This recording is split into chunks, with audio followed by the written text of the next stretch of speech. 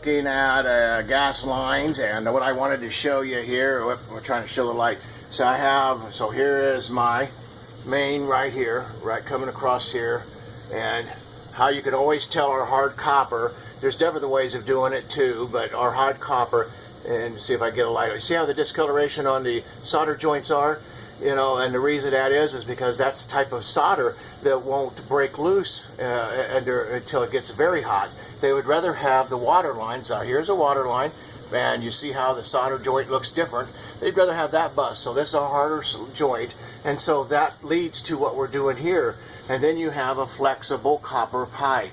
Now, this copper pipe is gas rated, but most copper pipes gas rated are not necessarily code compliant because they're a thinner wall, so as they say, or than our hard copper.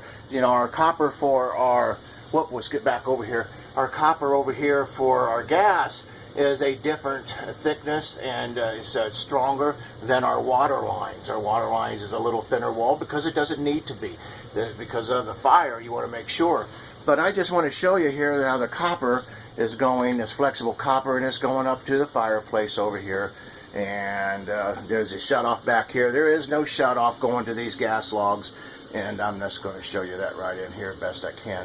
Goes up in there. But anyway, I just wanted to show you. So now when you see a gas line, just question it. Is this code compliant for this municipality? Be it flexible? Hey, and if I don't see this kind of solder joints on my copper, then we got a problem. So make sure that you pay it, and I hope that this has been educational. Hope you've enjoyed it.